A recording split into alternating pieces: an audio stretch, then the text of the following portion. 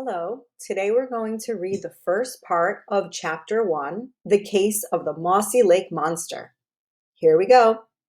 Chapter 1, A Matter of Life or Death. It was a crisp, clear Saturday morning in the small town of Mossy Lake. Just down the street, a little to the left and high in an attic, Drake Doyle worked in his homemade laboratory. His hair looked as if he'd stuck his finger in a light socket. Rather messy, really, and the color of cinnamon toast. On the end of his nose perched a pair of round glasses. Drake looked up from his microscope, his eyes a little squinty from staring so long. "Just as I thought," he murmured as he scribbled in his lab notebook. "Just as I thought. Hypothesis correct. They're alive." As Drake slapped his notebook shut, the phone rang. Serious scientists always slap their notebooks shut. "Doyle and Fossey," he answered, shoving a pencil behind his ear. You see, Drake Doyle was his name. Science was his game. And Nell Fossey was his partner, besides being his best friend.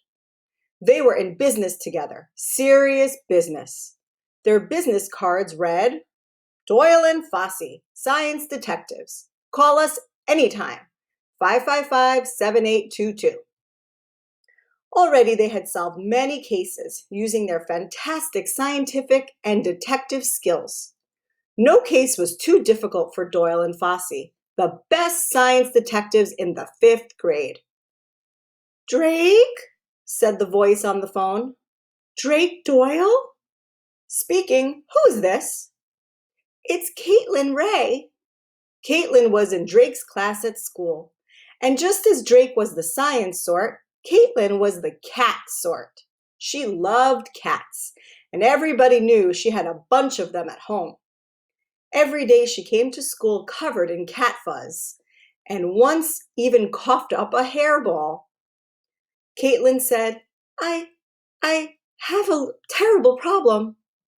"No problem is too terrible for Doyle and Fossey," Drake said in his most professional voice. But instead of saying something like, "How wonderful," or "Sign me up," Caitlin burst into tears. She cried and cried and cried and cried and cried and cried and cried and cried. Using the latest scientific techniques for hysteria control, Drake said, Now, and there." 10 minutes later, just as the phone receiver was getting a little soggy, Drake finally got the story from her. "It's my cat Zappy," Caitlin sniffed. "He's not eating." "Have you called the vet?" "My dad says no more vets. I have 18 cats, and Dad says if I can't take care of them myself, then it's off to the pound with them all. He's sick of them. I didn't know who else to call, except maybe Frisco." "Great Scott," thought Drake, almost falling off his stool. If he didn't take the case, Caitlin was desperate enough to hire his competitor, James Frisco. Frisco would likely tell Caitlin something horrible. Something like, "Forget it, kid. Zappy's a goner." And then charge her $5 anyway. Like Doyle and Fossey, Frisco was a scientist. But he was a bad scientist. More like a mad scientist. If an experiment said, "Don't do this or that," he did it anyway.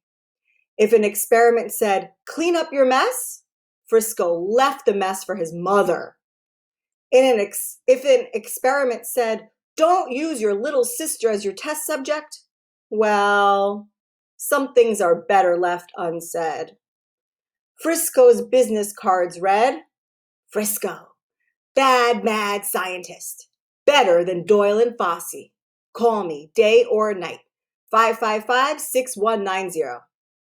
Drake could not let Frisco take this important case. "Never fear, Caitlin Ray. Drake Doyle and Nell Fossey to the rescue." Immediately he phoned Nell. "It's a matter of life or death. Not a moment to lose." Caitlin Ray's house. I'll pick you up in 2 minutes flat. Check. Okay, so that was the beginning of chapter 1, the case of the Mossy Lake Monster. Hope you enjoyed it so far. Bye.